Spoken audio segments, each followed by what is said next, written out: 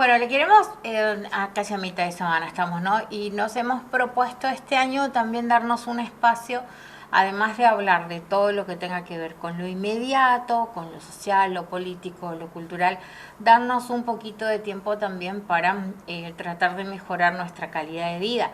Bueno, la idea siempre es invitar a profesionales locales, pero hay algunas cuestiones que vemos que se dan en otros países y que influencian también para que uno pueda empezar a armonizar más con su cuerpo y con su vida en general, ¿no?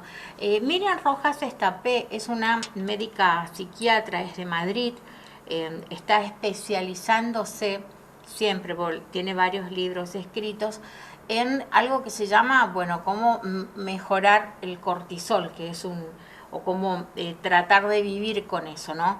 Que es una sustancia, ella misma lo va a explicar, que se desprende del cuerpo cuando uno está en manera alerta, menciona, ¿no? Y lo mal que nos hace vivir en esa frecuencia, ¿no? Para empezar a tocar estos temas, bueno, empezamos con ella, que prácticamente es, bueno, no es un libro, no es una cosa, pero se siente como el libro de cabecera de los psiquiatras hoy por hoy a la hora de hablar y de profundizar sobre cómo empezar a armonizar mejor, ¿no? Vamos a escucharla. Es una entrevista que tomamos como fuente que se hizo, bueno, a través de, por supuesto, otro medio, pero que a nosotros nos pareció más que interesante replicar de todas las charlas internacionales que está dando. En esta nos parece que explica bien la cuestión. Soy Miriam Rojas Estapé, psiquiatra y autora de Cómo hacer que te pasen cosas buenas. Y soy una gran apasionada del mundo de la mente, de las emociones y del comportamiento humano. Hola Marian, mi nombre es Melania, soy periodista y es un privilegio poder compartir contigo una charla sobre neurociencia, psicología e inteligencia emocional. Muchísimas gracias, Melania. Para mí es una alegría estar aquí. Tú que eres psiquiatra, has estudiado la mente y el comportamiento humano y dices que no hay atajos ni guías rápidas que aseguren la felicidad. Me gustaría que nos hablaras un poco más sobre esto. Estamos en un momento de la historia donde parece que existe una obsesión por ser felices. Como que hay atajos fáciles para disfrutar con esto y conseguirás la felicidad rápidamente, pero la felicidad no es eso. La felicidad depende del sentido que cada uno de nosotros le damos a nuestra vida. ¿Pero qué sucede? Que en una sociedad que ha perdido el sentido, en una sociedad que en muchas ocasiones ha perdido el rumbo, hemos sustituido el sentido de la vida por sensaciones. Esas sensaciones pueden ser masajes, comida, alcohol, redes sociales. No todo tiene por qué ser malo, pero es autodestructivo cuando sustituye el verdadero sentido de la vida. Cada vez se investiga más sobre este sentido de vida. Los japoneses lo denominan Ikigai y hoy en día se sabe que cuando existe ese Ikigai, ese sentido que uno le da a las cosas, uno puede tener mejor salud física y psicológica. Incluso mejoran los marcadores cardiovasculares, pero también mejora la felicidad. Cada uno de nosotros, todos los que nos están escuchando, tú y yo, Melania, estamos librando una batalla en algún tema de nuestra vida. Todos nosotros estamos sufriendo constantemente por algo. Un tema económico, un tema de salud, un tema familiar, un tema profesional. Siempre hay algo que nos preocupa y esas batallas nos marcan. Y cómo lidiamos con esas batallas va a marcar eso que denominamos felicidad. Porque la felicidad consiste en conectar con eso bueno que pasa cada día y que lo malo que sucede cada día, esas batallas, las sepamos gestionar de la mejor manera posible. Tiene un matiz con la plenitud. La plenitud es un estado donde yo noto que mis necesidades están cubiertas y no quiero nada más. Por lo tanto, uno puede estar sufriendo mucho, pero ser feliz en ese momento, porque sabe conectar con lo pequeño y bueno que me va sucediendo cada día. Es decir, la felicidad está en conectar con las cosas pequeñas que van surgiendo en el día a día. Te he leído en varias ocasiones que muchas veces el antídoto para el sufrimiento es el amor. ¿A qué te refieres con esto? El mejor antídoto al sufrimiento y al dolor es el amor. Es sentirse querido, es sentir que no estás solo. Esa sensación de soledad no buscada, esa soledad involuntaria, es una sensación terrible para la psique, para la mente y para el corazón. Y por eso en muchas ocasiones, cuando uno está solo, tener a alguien, una persona vitamina, una persona que te apoye, una persona que te escucha, que no te juzga, que te entiende, la que le cuentas algo y automáticamente te hace sentirte mejor. Que da igual que haga un año que no la veas, que sabes que con esa persona las cosas son mucho más sencillas, ¿no? Esa sencillez en las relaciones humanas que tanto ansiamos. ¿El amor a quién? Bueno, el amor a uno mismo. Eso es la autoestima. Quererse de forma sana, no quererse en exceso, que ahí entramos en el narcisismo, ni quererse poco. que entra en los cuadros de inseguridad tan destructivos para la mente humana. Y eso tiene mucho que ver con la voz interior. Todos nosotros tenemos una voz interior que determina cómo va a ser nuestra autoestima y cómo nos vamos a tratar. Lo segundo es el amor de pareja. El amor de pareja nos hace ser valientes. Ya lo decía Platón, no existe nadie tan cobarde que el amor lo transforme en alguien valiente. Yo creo que estoy seguro de que todos conocemos a alguien que de repente se ha enamorado y se transforma. Y nada le da miedo y asume riesgos que jamás habría asumido. El amor de pareja es impresionante. Y cuando uno tiene ese amor de pareja, cuando uno se siente querido, esa sensación de confianza, hasta mejora, sabemos hoy en día, el sistema inmune, tienes mejor salud física y psicológica. El tercero es el amor a los demás, la cooperación, la solidaridad, el amor a tus padres, a tus amigos, a tus hermanos, incluso a la gente de tu trabajo. Cuando uno está en armonía con las personas de su entorno, es capaz de mitigar los efectos que el estrés puede producir en él. Si tú vives ansioso o preocupado por algo, un tema económico, pero te sientes querido, el estrés que eso te produce es mucho menor. Luego tenemos el amor a las creencias y a los ideales. Las ideas se tienen, en las creencias se está, decía Ortega y Gasset. Cuando crees en algo y amas tus creencias, tienes fuerza, tienes fortaleza y superas casi todo. Y finalmente, el amor a los recuerdos. Yo creo que quizá de todos los amores es el que me parece más diferente y por eso siempre me encanta hablar de él. Hace unos años, Susumu Tonewaka, premio Nobel de Medicina, descubrió que cuando una persona recuerda algo con intensidad, el recuerdo de esa imagen, que es placentera, activa los mismos mecanismos en el cerebro que cuando esto sucedía en la realidad. Esto es mágico. Cuando uno está angustiado, y esto en muchas técnicas de relajación, cuando uno trabaja con MDRs o con técnicas que ayudan a mejorar los estados de angustia, el traer a la imagen, atraer a la mente imágenes placenteras, recuerdos de personas donde había amor, donde te sentías querido, donde te sentías agradecido, de repente produce efectos bioquímicos en el propio organismo. Por lo tanto, ese amor, cuando inunda nuestra mente, nuestro organismo, nos ayuda también a ser mejores con los demás, a convertirnos en personas que no juzgamos, que empatizamos, que somos cariñosos, que buscamos intereses comunes. Yo soy muy de decir a la gente que busque intereses comunes con los demás, que pregunte a los demás cómo se siente. Y cuando le ha preguntado cómo se siente, que recuerde esos datos. Porque esto lo he aprendido de mi padre. Mi padre se acuerda de todas las cosas y él lleva en su agenda del teléfono los teléfonos de todo el mundo. Pero al lado tiene puesto, su padre tiene artritis, su mujer tiene un Alzheimer, su hijo ha tenido un fracaso escolar. Y así cuando alguna vez llama a alguien, siempre busca ese punto en común. Hoy en día vamos tan acelerados con nuestras preocupaciones y nuestros pensamientos que nos cuesta prestar atención a las preocupaciones de los demás. Por lo tanto, el amor, efectivamente, Melania, yo creo que todos lo sabemos, pero el amor es uno de los mejores antídotos a los momentos malos. Marian, me gustaría que nos contaras cómo afectan las emociones y los pensamientos al organismo. Y por otro lado, ¿qué nos sucede cuando nos preocupamos por algo constantemente? Bueno, yo creo, Melania, que esto es de los temas más apasionantes y probablemente de los que más me gusta hablar. Cuando yo estudié medicina, yo vengo de una familia de psiquiatras. Mi abuelo era psiquiatra, mi padre es psiquiatra, tengo una tía psiquiatra, un primo psiquiatra y tengo mi hermana es psicóloga. Es decir, vivo rodeado de personas que trabajan y estudian el mundo de la mente y del comportamiento.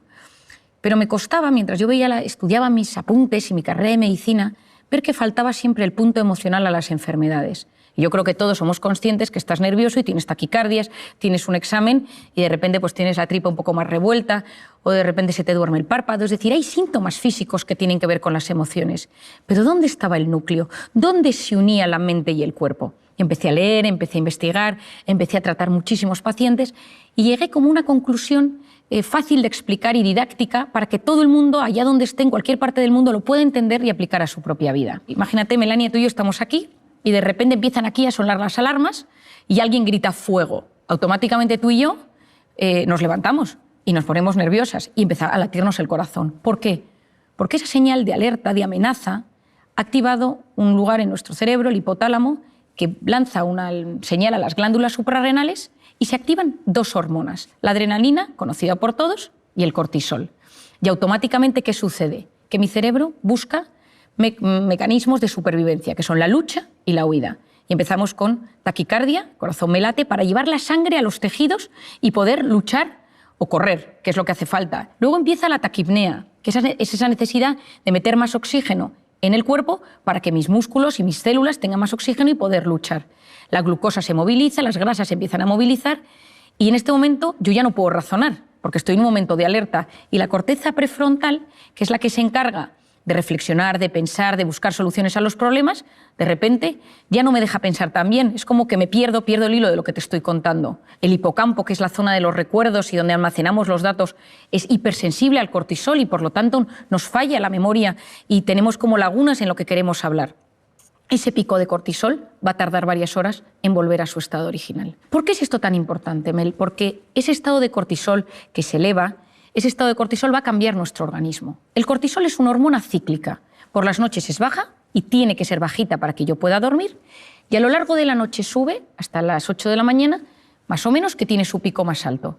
Y a las 8 de la mañana vuelve a bajar para hacer frente a los desafíos del día a día. Pero ¿qué pasa si vivo preocupado por algo constantemente? Aquí entra una de las ideas más importantes que te voy a transmitir hoy y es que mi mente y mi cuerpo no distinguen una amenaza real de una imaginaria. Ante algo físico real que me sucede, la alarma, que me atraquen por la calle, que me llamen para decirme que mi hijo está enfermo, que me digan que mi padre está ingresado, esa activación del cerebro por algo real se produce de forma muy similar si yo estoy sentado en mi trabajo, en mi casa y empiezo a pensar, ¿y si mi hijo está en las drogas? ¿Y si no llego a fin de mes? ¿Y si me atracan por la calle? El 90% de las cosas que nos preocupan nunca jamás suceden.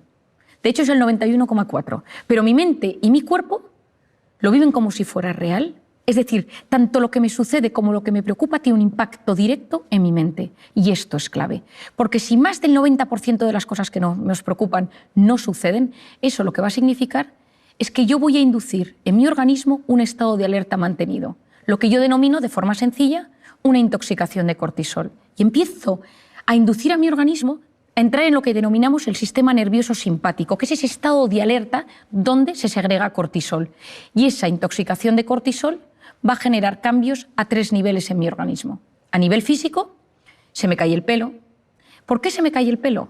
Porque cuando uno está en un estado de alerta, en un estado de amenaza, es como si estuviéramos en las trincheras. Y entonces el organismo lo que busca es que los recursos del organismo se utilicen de la mejor manera posible. Entonces, si tú estás en guerra, si tú estás en una batalla, si te persiguen por la calle, pues el pelo no es un organismo primario para hacer frente a ese desafío. Y por lo tanto, de repente, empiezas a perder pelo. El cortisol inhibe la correcta recuperación del folículo piloso o de los fibroblastos en la piel y por lo tanto aparecen las temidas arrugas, las manchas, la piel cambia de color. Por otro lado, empiezas a sentir sensación de opresión en el pecho constante, falta de aire, te cuesta respirar, tienes problemas a nivel gastrointestinal, que ahora explicaré con más detalle, la musculatura la tienes tensa porque vives siempre a punto de salir corriendo o a punto de luchar. Y entonces, si de repente haces un movimiento un poco extraño, puede ser que tengas una contractura o que te quedes en el sitio o que notes que te duele todo el cuerpo, cuerpo pesado, cuerpo que te cuesta mover, te notas como más rígido. Esto a nivel físico, pero también el cortisol altera el funcionamiento de los estrógenos, de la progesterona o de la testosterona. Cuando uno conoce cómo funciona esta hormona, sabe que uno cuando vive intoxicado de cortisol, en el cuerpo suceden muchos temas. Pero hay uno clave, Melania, que te quiero explicar, y es que el estado de estrés mantenido lo que va a hacer es modificar el sistema inmunológico. Y para mí aquí está la clave. En un momento de estrés puntual, el cortisol actúa como antiinflamatorio. Pero cuando el organismo vive constantemente en un estado de estrés crónico, lo que sucede es que se disocia el sistema inmunológico, la inflamación, el cortisol y el cuerpo, y lo que sucede es que nos empezamos a inflamar. Gastritis, gastroenteritis, amigdalitis, colon irritable, dermatitis, es decir, entra una inflamación latente, ligera, leve en el organismo, que es muy peligrosa. Porque cuando entras en un estado de inflamación en el cuerpo, puede desencadenarse muchísimos problemas físicos y psicológicos. Y entro, por ejemplo, en el aparato intestinal, que yo creo que todo el mundo lo nota. Hoy en día sabemos que es el segundo cerebro. ¿Por qué? Porque está rodeado de una potente red neuronal y tiene un impacto directo. Lo que pienso, lo que siento, tiene su impacto en el organismo. Quien no tiene un examen de una cita romántica, una cita de trabajo y sabe que sus tripillas ese día le mandan una señal de que algo está pasando. Al lado de los intestinos, ahí están las arterias y las venas, por donde lo que yo voy comiendo, lo bueno, se va a ir por allí para nutrir a todo mi organismo. Y dentro del intestino, dentro de la luz, Están las vellosidades intestinales, por donde se absorben los nutrientes, y la famosa microbiota, clave. Hoy en día es uno de los grandes temas que estamos estudiando con más profundidad. Yo soy una gran apasionada de la microbiota. Es el conjunto de bacterias, de microorganismos buenos y malos que ayudan a que ese equilibrio sea bueno para la absorción de nutrientes, para integrar las sustancias dentro del organismo. Hoy en día es clave, pero sabemos que los estados de estrés mantenidos por ese famoso cortisol o por lo que comemos va a modificar la microbiota. ¿Y cuál es el problema de esto? Que a través de esas heridas entran cosas entre comillas, dentro de la sangre que no deberían entrar. Es decir, el filtro, la permeabilidad intestinal está dañada y entran cosas en la sangre que no deberían entrar y que son tóxicas para el organismo, y hoy en día sabemos que están en la causa de algunas enfermedades neurológicas o neurodegenerativas. Pero por otro lado, estás fermentando, estás con la microbiota alterada y eso lo que genera es gas y tienes esos hinchazones abdominales y esos gases tan molestos. Es decir, algunas veces cuando las personas me preguntan ¿cómo sé si estoy inflamado? Yo le digo, mírate las encías, porque es un gran... si uno se lava los dientes y nota la sangre, o mira si, por ejemplo, tienes la tripa hinchada, o cómo te sienta lo que comes. Y te vas a dar cuenta si ahí tienes ese estado de inflamación.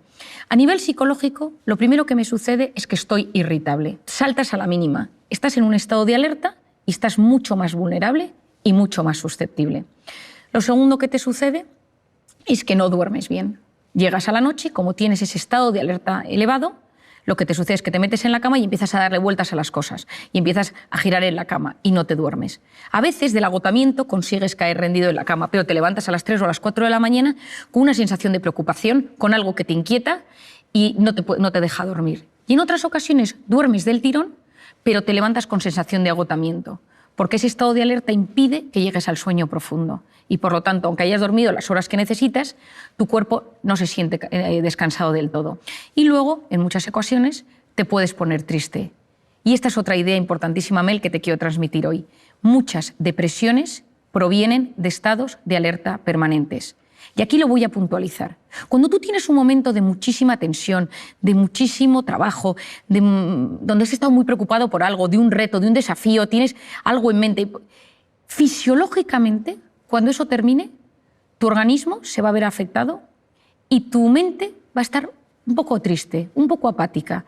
Yo me acuerdo cuando mi marido terminó y aprobó sus oposiciones, su preparador me dijo, a mí lo que más me sorprende de los que se preparan a las oposiciones es que aprueban o suspendan, los meses siguientes están tristes, están como apagados. ¿Por qué es eso? Porque fisiológicamente, cuando el cerebro ha estado luchando contra algo mucho tiempo y eso termina, de repente está triste, está apagado, está apático. Es decir, cuando uno conoce, cuando uno entiende todo esto, comprender es aliviar. Y cuando uno comprende por lo que pasa su mente, uno se siente aliviado. Porque si no, lo que sucede es que uno es esclavo de síntomas físicos, psicológicos, y va como perdido por la vida.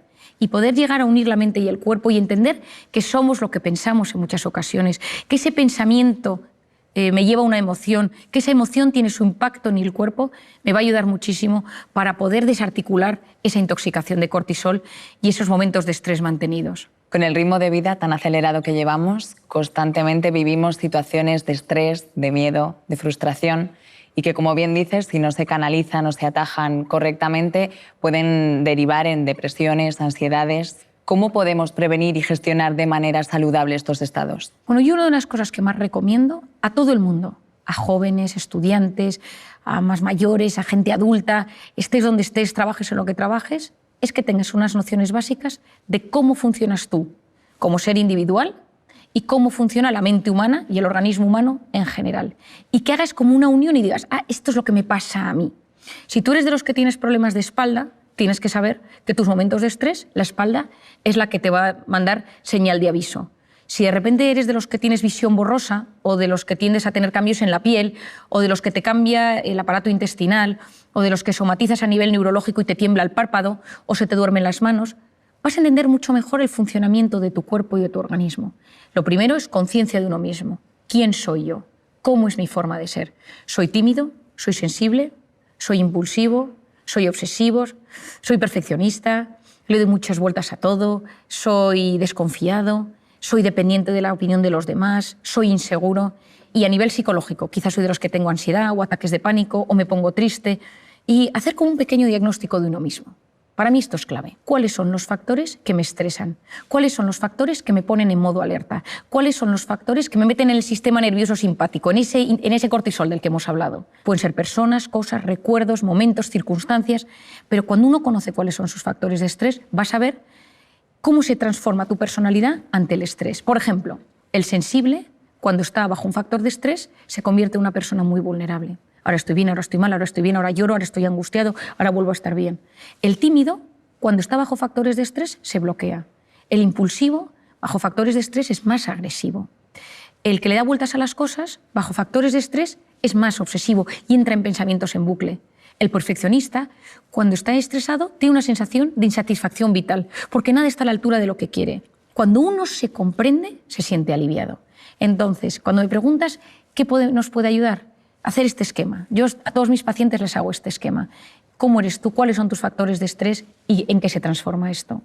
Cuando entiendes tu cuerpo, cuando entiendes tu personalidad, es mucho más fácil hacer frente. Lo segundo es vivir una vida lo más antiinflamatoria posible. Es decir, la gente va inflamada por la calle. Yo siempre digo que si tuviéramos un detector de inflamación, el detector se rompería, porque la gente, más que nunca, va con tanta incertidumbre, con tanto estrés, que hay un estado de inflamación latente en la sociedad. Yo creo que siempre digo, y te lo digo a ti también con cariño, aunque nos vaya a escuchar mucha gente, que hay que tener cuidado con la comida, pero tampoco sin obsesionarse. Pero comer con con conocimiento de lo que a uno le sienta bien y mal, conocer las cosas. Es verdad que hoy en día se ha demostrado que mucha alimentación inflama y altera el organismo y, por lo tanto, intentar comer lo mejor posible y tener que la comida mala sea la excepción y no la regla. Lo segundo es el hábito del sueño. Hoy en día es clave. Cuando uno duerme mal, la probabilidad de que todo se desbarajuste es altísima, porque durante el sueño reparamos nuestra mente, reparamos nuestro organismo, reparamos nuestro sistema inmunológico, nuestro hipocampo, zona de archivo de los recuerdos, se soluciona, es como que todo se va poniendo en orden. Y cuando uno no duerme, y hoy en día dormimos muy mal por la pantalla, por las preocupaciones, etc., esto nos altera. Y un par de ideas para dormir bien. Lo primero, evitar las cenas copiosas. Con el alcohol esto siempre va a hacer que durmamos peor. Lo segundo, cuidado con la pantalla. La luz de la pantalla transmite un tipo de luz que inhibe la correcta secreción de la melatonina, que es básica para dormir bien. Por lo tanto, cuidar ese sueño. El sueño va a ser un tema básico. Y luego, otra cosa que yo creo que puede ayudar en este mundo que llevamos es tener vías de escape sanas para esos momentos de estrés. El ejercicio básico, con el ejercicio desmembramos ese cortisol, casi que lo evaporamos del organismo. Cuidado con el ejercicio excesivo, que ahí te pones en modo alerta, pero yo hablo del ejercicio normal y saludable que todos conocemos. También recomiendo la educación de esa voz interior, es decir, cuidado, porque sabemos ya que esa voz interior va a tener un impacto en mi vida, entonces que mi voz interior sirva para apoyarme y no para hundirme, hacer un diagnóstico, cómo me trato yo. Lo tercero es las personas con las que me rodeo, cuidado, que a veces parte del problema es que vivo rodeado de personas que me meten en modo alerta. Cuarto, el ser humano no está diseñado para vivir en el sistema nervioso simpático constantemente. Un poquito me puede ayudar a de repente ser profundamente eficiente, profundamente efectivo, para llegar a las cosas de la mejor manera posible. Pero si lo mantengo en el tiempo, corro el gran riesgo de enfermarme. Por eso lo importante es salir de vez en cuando de ese modo alerta, de ese sistema nervioso simpático, al parasimpático, al de la meditación, el de la relajación, el de la respiración, la conexión con uno mismo, conexión con los demás, conexión con lo grande, con la trascendencia, porque cuando soy capaz de desconectar del modo alerta para conectar con el modo relajación o con el modo parasimpático, recupero mi organismo, recupero mi mente, recupero mis habilidades, incluso recupero mi sistema inmunológico para volver a hacer frente a los desafíos que me van surgiendo en el día a día. Supongo que somos muchos los que tenemos una gran curiosidad por el funcionamiento del cerebro y a mí me gustaría que nos contaras alguno de sus procesos para entrenarlo y que nos ayude a mejorar nuestra calidad de vida. En el cerebro pasan muchas cosas, ¿no? Y entonces la gente viene y cuando viene a consulta te pregunta, ¿no, María, me ha pasado esto? ¿Por qué? ¿A qué se debe? ¿No? Y cuando se lo explicas, oye, hay una sensación de alivio, ¿no? Esto tiene un sentido, no es que me estoy volviendo loco, no es que mi cabeza o soy un tipo raro. Y entonces cuando la gente le explicas que hay cosas que son, no digo que comunes, pero sí frecuentes o que tienen una explicación neurocientífica, te sientes mucho más aliviado.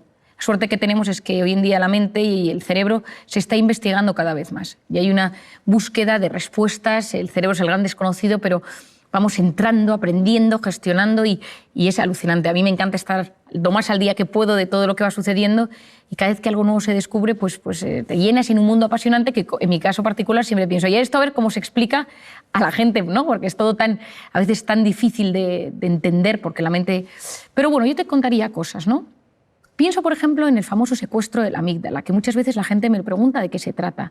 El secuestro de la amígdala es una respuesta automática de la mente ante algo que sucede y tienes una reacción desproporcionada. Y es como que la amígdala en ese momento tiene una comunicación con el hipocampo, que es donde están los recuerdos. Y la amígdala es donde está la emoción, la ansiedad, la angustia, donde reaccionamos. Y ese canal de comunicación tiene que ser lo más sano posible. Entonces, si de repente hay un recuerdo que no se ha quedado bien archivado, si de repente vuelves a algo relacionado con ese recuerdo no bien archivado en tu hipocampo, la reacción en la amígdala va a ser fortísima.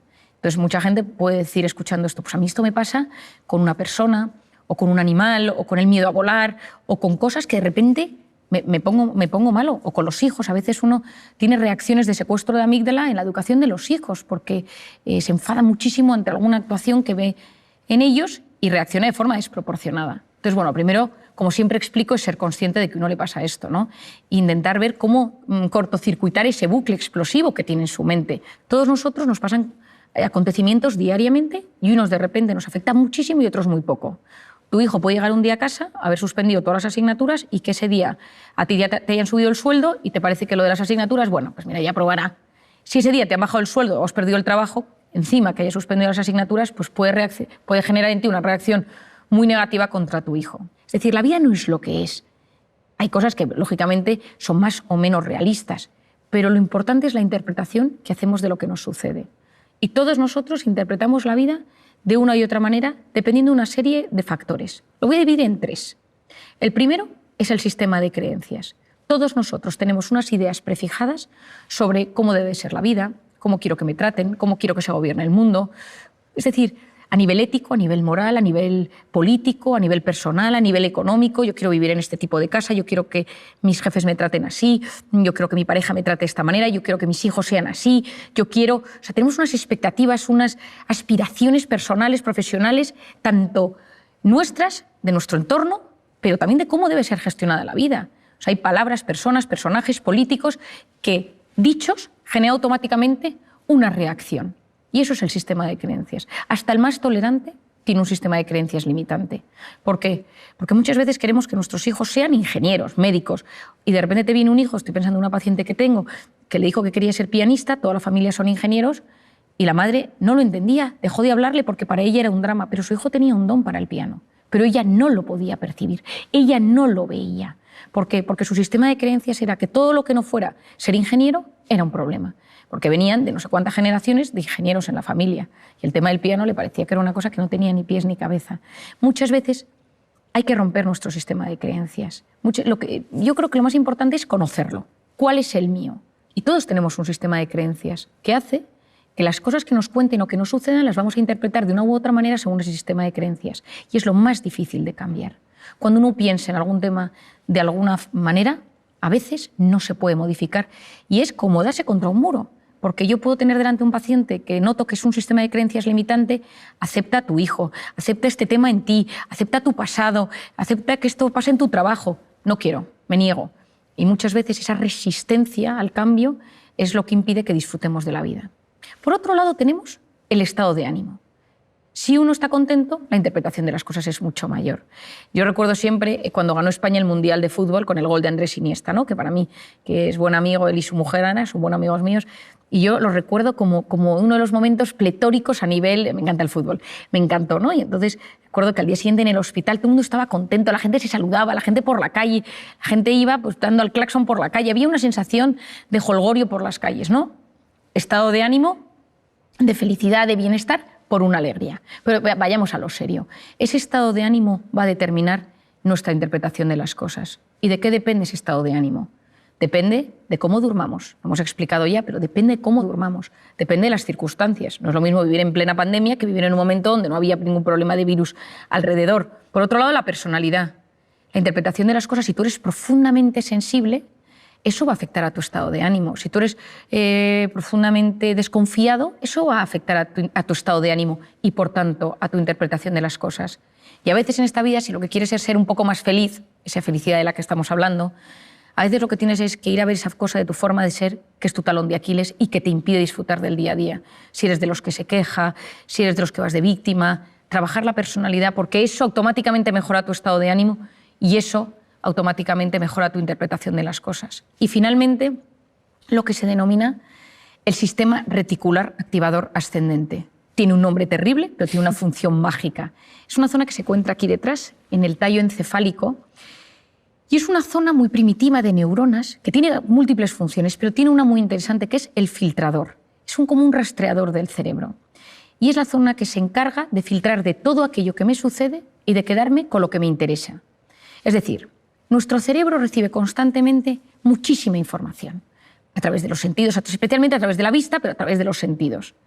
Pero solo se queda con lo que le interesa. Si tú estás buscando un trabajo de un tema específico y te pones a prepararte sobre ese tema, tu cerebro va a hacer todo lo posible por encontrar ese asunto.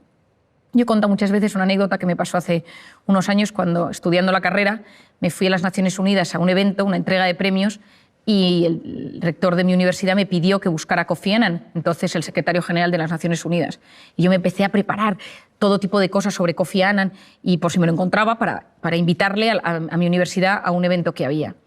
Y nunca había Kofi Annan, pero en un momento dado, en pleno evento, fui al baño y me encontré con una señora rubita, de tez muy pálida, y empecé a hablar con ella y le conté varias cosas, le conté cómo funcionaban las Naciones Unidas, los premiados de ese evento al que íbamos, y nada, me despedí de ella. Y el día que volví a Madrid, esta señora estaba en el avión y la fui a saludar. Dije, qué curioso, la señora del baño. Y estaba sentada al lado de un tipo al que me presentó que era Kofi Annan, que era su marido. Y entonces yo muchas veces me pregunté, ¿no? ¿Cómo es posible? Bueno, yo había estudiado a Kofi Annan y probablemente mi mente había captado fotos con su mujer. Y cuando la vi, la distinguí. Es decir, decía Louis Pasteur o decían, bueno, la suerte favorece a la mente preparada. Hay que prepararse, hay que estudiar, hay que saber. Porque el que se prepara, el que estudia, el que sabe, percibe mejor las oportunidades. Y lo importante en esta vida es activar nuestro sistema reticular. Si lo tienes en negativo, ves lo negativo de todo.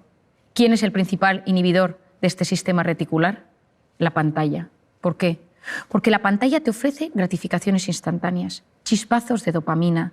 Es una vida fake, es una vida digital. Las cosas buenas suceden en la vida real. Esa vida digital, esos chispazos de dopamina van generando, pues sí, momentos de gratificación instantánea, pero a la larga nos producen un vacío. Tienen un mecanismo muy similar, las pantallas y el mecanismo de la dopamina, con las drogas. Por eso a día de hoy muchas adicciones a la pantalla, muchas adicciones a la pornografía, a los videojuegos, se tratan con mecanismos similares a las drogas. Y esto es un enorme problema porque vivimos en un momento de la historia, como dice el filósofo José Luis Ruiz, somos drogodependientes emocionales. Somos cada vez más adictos a experiencias vibrantes que nos llegan a través de la pantalla. ¿Y por qué es esto tan importante? Porque todo esto va a frenar nuestra corteza prefrontal. Aquí entro en un campo interesantísimo a nivel educativo, a nivel de padres y a nivel personal. La corteza prefrontal, que ya hemos hablado de ella en varios momentos, es una zona fundamental para la atención, la concentración, la resolución de problemas y el control de impulsos. Es la zona que nos hace ser seres superiores, que nos ayuda a prestar atención a lo que queremos, a estar quietos en un sitio y escuchar, a estar en una pastelería, yo que soy muy dulcera, y no comerte los bombones mientras te los están sirviendo, sino que controlas esos impulsos, te gestionas por dentro. La corteza prefrontal es una zona profundamente inmadura cuando un bebé nace. Cuando un bebé nace, esta zona está completamente inmadura y se va evolucionando a medida que pasan los años, madura antes en las mujeres que en los hombres. Las niñas maduran antes esa atención y esa concentración que los chicos. Esto es muy importante en el ámbito educativo. Los chicos están a 4.000 cosas todavía y las niñas ya son mucho más concienciudas desde que son más pequeñas. ¿Con qué se estimula la corteza prefrontal de un bebé?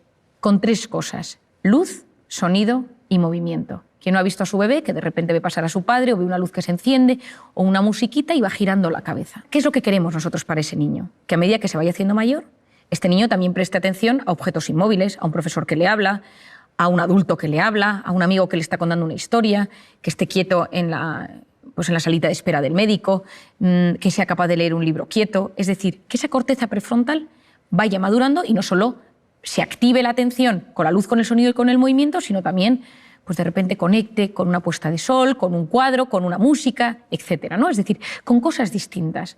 Pero si tú a ese niño le pones una pantalla desde que es muy pequeño, ¿qué es la pantalla? Luz, sonido y movimiento. Lo que sucede es que su atención se va a ver estimulada por una herramienta externa, que es ese dispositivo. Y el cerebro funciona con un mecanismo que se denomina use it or lose it. O lo usas o lo pierdes. Si nosotros utilizamos solamente Wikipedia para encontrar datos, lo que sucede es que nuestro hipocampo, zona de la memoria, cada vez va a funcionar peor. Si uno usa Google Maps o Waze para orientarse siempre, pues cada vez nos orientaremos peor. Cuanta menos actuación tenga nuestro cerebro per se, peor va a funcionar en esa herramienta estrictamente particular. Si nosotros conseguimos trabajar las cosas, prestar atención, fomentar nuestra orientación, fomentar nuestra memoria, vamos mejorando la neuroplasticidad cerebral. Es decir, estamos en un momento donde la neuroplasticidad cerebral, que es la capacidad de generar nuevas neuronas. Yo cuando estudié medicina, las neuronas que teníamos eran las que teníamos y no había forma de generar más. Hoy en día sabemos que la ilusión, tener ilusión en la vida, consigue que se produzca una migración de neuronas hasta el hipocampo, que es la zona del aprendizaje. Es decir, hoy sabemos que hay mecanismos para mejorar esas conexiones neuronales, que si potenciamos alguna zona de nuestro cerebro, esa zona va a funcionar cada vez mejor. Pues en el tema de la atención, yo creo que a día de hoy, que nos encontramos en un momento de la historia donde hay una crisis de la atención, la gente no sabe prestar atención por muchos factores, porque vivimos hiperestimulados, porque no nos da tiempo, porque es una cosa y otra cosa y otra cosa, porque te tomas un caramelo y ese caramelo tiene 4 sabores distintos, vas a un sitio y pasan 74 cosas, entonces no conectas sensorialmente con algo puntual, sino que todos son múltiples emociones y sensaciones, y todo ello con la pantalla de por medio. Esa pantalla que lo que me va haciendo es que la corteza prefrontal cada vez me funciona peor, porque está diseñado para aliviar. Pero lo que le estás enseñando a tu cerebro es no sabes gestionar el aburrimiento, que es la cuna del asombro y de la creatividad, y no sabes gestionar el estrés, que es lo que va a determinar tu calidad de vida. Una persona con voluntad llega más lejos que una persona inteligente, y la voluntad se encuentra en la corteza prefrontal. Entonces, ¿qué recomiendo yo para fortalecer la corteza prefrontal? La voluntad es la capacidad de posponer la recompensa. Y hoy en día estamos en un momento donde lo quiero todo y ahora, y quiero sentir ahora, y quiero la gratificación instantánea ahora. Es decir, en vez de que yo lo quiero todo ahora, comida, lo que necesito, yo fortalezco mi voluntad poniéndome pequeños retos. Esta semana no como esto. Esta semana no voy a ver esta serie, solo voy a ver un capítulo, no voy a comprarme nada aquí, no me voy a meter más que tantos minutos en Instagram. Es decir, me voy educando mi corteza prefrontal, voy educando mi voluntad y soy capaz de llegar mucho más lejos en la vida. ¿Y eso qué me va a ayudar? Uno, que cuando me aburro y dejo que mi mente se vaya y que vaya y venga y tal, ningún gran descubridor llegó a sus resultados y a sus conclusiones en un momento frenético, nunca. Uno estaba bajo un árbol y vio caer una manzana, el otro paseaba por los jardines de Atenas, otro... Es decir, en un momento de paseo, de parasimpático, de relax, de repente, clink, salió una idea. En un momento de estrés frenético, no llegas a los grandes temas de la vida. Vas de forma superficial y no profundizas. Bueno, hasta aquí los acompañamos. Dios mediante nos volvemos a encontrar mañana, aquí en Canal 7. Muchas gracias.